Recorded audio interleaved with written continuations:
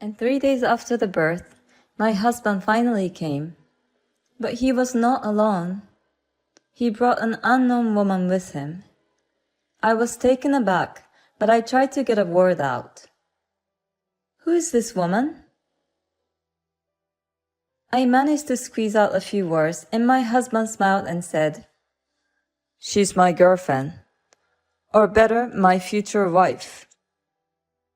"What do you mean?" "I'm tired of you." "What?" My name is Elizabeth. I'm a 25-year-old company employee. I just recently got proposed by my boyfriend, John. I met him when we were in high school. We started dating during our freshman year of high school, and we broke up once during our senior year. After we both graduated from college and became adults, we met again when we went out for drinks with our former classmates. When we met as adults, my impression of him changed again. We went out a lot and started dating again. 3 years after the beginning of our relationship, he proposed to me.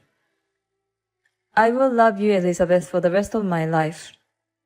So will you marry me?" Those were the words of the proposal. I believed in his words and agreed to marry him. I was very happy in my new married life. I can be at home with my husband every day. We both work, so it's only at night that we see each other during the weekdays. But even so, I was happy to be able to stay with him until morning without having to go to either of our houses every single time. When we were in high school, we couldn't cook at all, but in college, we each lived on our own. We both improved our cooking skills. So we were able to share the household chores and have a well-balanced life. My husband's specialty was fried food, and his fried food was excellent. I'm not good at fried food, so I'm glad that my husband is willing to cook it for me. On the other hand, I'm good at cooking Japanese food such as simmered vegetables. My husband used to praise me for the exquisite taste, which is neither too rich nor too bland. I thought we would continue to support each other and live happily together. 1 year into our marriage, I became pregnant. I was so happy that I immediately told my husband, "John, I'm pregnant." "Oh, really?" "Yes, I am." Yeah. My husband was so surprised. He had his mouth hanging open like in a cartoon. "John?" "Oh my God, I'm going to be a father." "Well, your reaction is a bit slow." "Because you surprised me so much." "I'm so excited." "Yeah, I'm excited too. If we're gonna have a baby, we're gonna have to do our best." My husband was so happy that I was pregnant. I knew I would enjoy raising a child with him. My husband was very concerned about my health at first. "Elizabeth, take it easy, okay? You can quit your job if you have a hard time." "Thank you, but I'm gonna try until my maternity leave." "Okay, I'll take care of the house chores." "Thank you." Thanks to my husband's dedication and support, I was able to rest well during the morning sickness. And as I entered the stable period, the time of delivery gradually approached. But then my husband started coming home late. "Did you work late again today?" "Yes, I've been leaving things to my coworkers. Now that you're in the stable period, I thought it was about time I returned the favor to the company for letting me go home on time." "I see. So you went out of your way to come home even though you had to work overtime." "That's because your body is the most important thing. But I neglected my work too much. I don't want to be unemployed after the baby is born." "That's true. I'm a little nervous about staying at home alone, but if that's the case, I don't blame him. Well, maybe I'll go back to my parents' house when I take maternity leave." My husband agreed with a relieved look on his face. That's good. Then I can work overtime without worrying. I'll miss seeing my husband until after the baby is born, but I would also be grateful for the support I would receive from my parents at home. Thus, I returned to my parents' home as soon as I started maternity leave. It's so much easier to be in a familiar room and not have to do the house chores. Having my mother close by also gives me a sense of security. But there was one thing that worried me a bit. My husband has been slow to respond to my messages. Until now, no matter how busy he was, he would reply within the day. When I was sick with morning sickness, he used to reply right away even when I was at work. But nowadays, at the earliest, I don't get a reply until a day later, and sometimes as late as 2 days later. And his replies are not so nice either. The other day, I sent him a message asking him if he was still busy at work, and told him not to overwork so much. He only replied, "Yeah." Because I don't see him, it makes me worried that he's not responding. But that's not a good thing because I'm pregnant, so I decided not to worry about it. I thought I should hold off on contacting my husband for a bit. I try to be in a happy mood by thinking about what I'm going to do after the baby's born. I bought a lot of baby stuff. Oh, this? Dad, you're buying too much. No, it should be like this. We need to make sure the baby's safe and comfortable. You're so excited about your first grandchild. You're the one who's always asking questions to the shop assistant. Thank you, Mom and Dad. My parents were looking forward to the birth of our child together. I didn't get depressed when my husband's reply was slow, and now my due date has arrived. I sent a message to my husband that I was due today, asking him to be ready to come to the hospital as soon as he hears from me. But he didn't even read that message.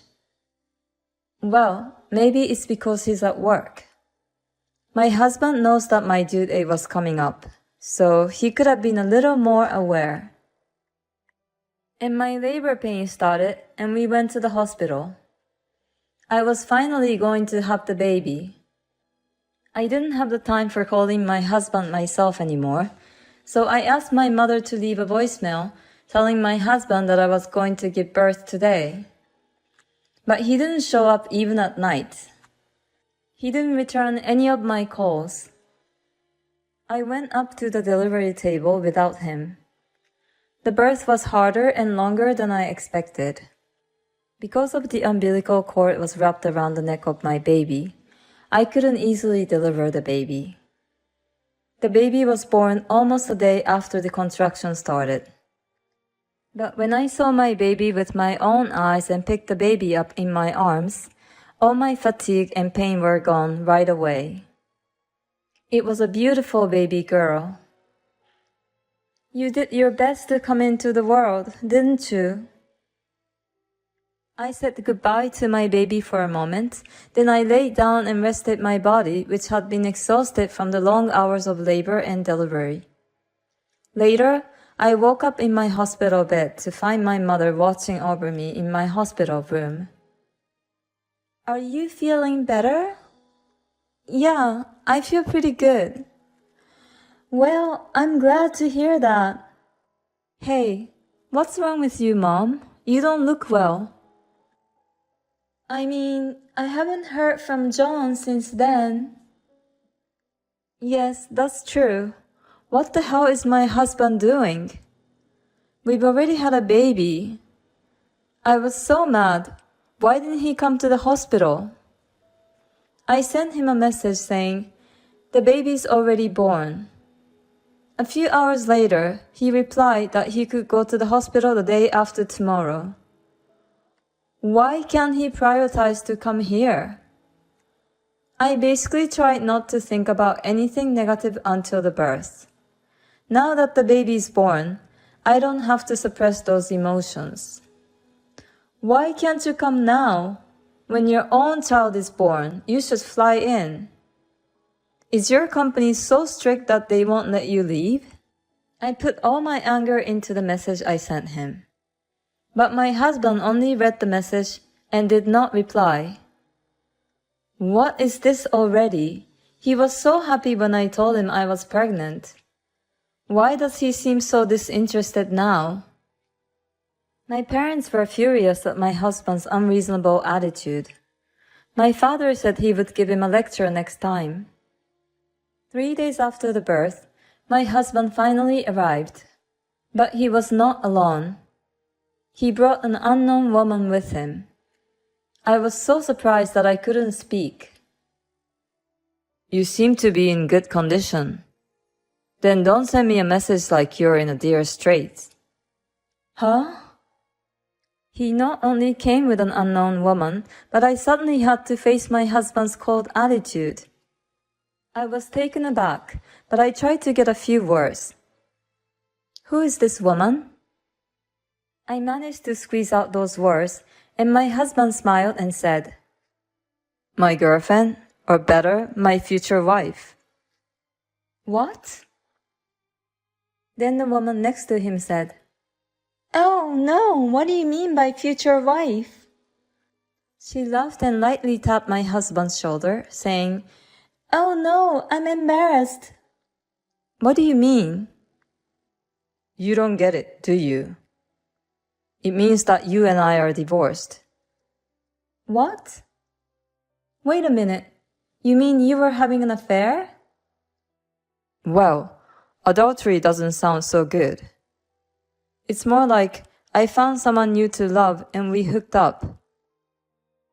I don't know what he's talking about. I'm just tired of you. Huh? You know, men are attracted to women who take care of themselves. My husband said that and started to intertwine his arms with the adulterer. Are you saying I wasn't taking care of myself? You grew fat and bloated because you stayed at home all the time. I was just lying in bed because I was pregnant and had morning sickness. Besides, it's normal that you gain weight when you're pregnant. You were having an affair because of that? I want to keep romantic feelings towards my wife, even if we're married. But I don't have those feelings for you anymore. I met someone even better. My husband and the adulterer started flirting again. I've reached my limit. Okay, I'm done. Can you just get a divorce with me or whatever and get the hell out of here? I'll leave without you telling me. And my husband and the adulterer left the hospital room. My husband never once looked at the child's face. He didn't even ask me the gender of the child, so I'm sure he doesn't care anymore. I guess I'm going to be a single mother now. All of this, as soon as I gave birth, hit me quite hard mentally. While I was feeling down, the hospital room door opened. Huh? I was startled. It was my husband and my mother-in-law who entered the hospital room. Why? Elizabeth, I heard the whole story, and I'm really sorry about my stupid son. Apparently, my mother-in-law ran into my husband and his lover in the parking lot. When she questioned my husband about it, he told my mother-in-law exactly what he told me. She told me that she sent the adulterer home first. Then she grabbed him and brought him here. What do you think you are doing? You have an affair with another woman while your precious wife is pregnant, and then you ask your wife for a divorce. You have no idea how many times your father would have hit you if he knew. My father-in-law already passed away a few years ago. I didn't have a choice. She approached to me and I fell in love with her. How could I have married such a man? I see you like her so much.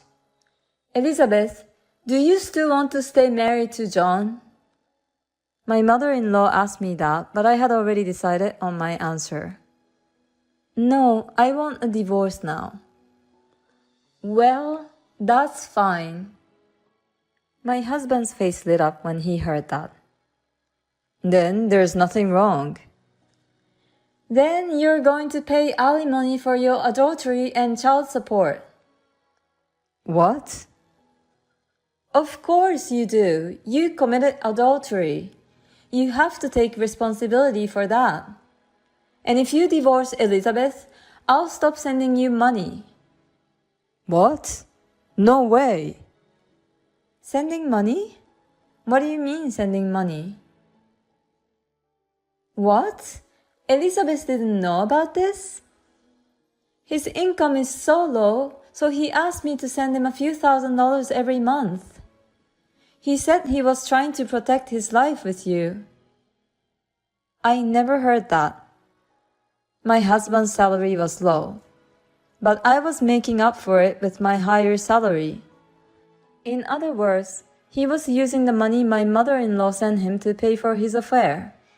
This made my mother-in-law reach her limit of anger. I'm going to make you pay me back every penny I've ever given you.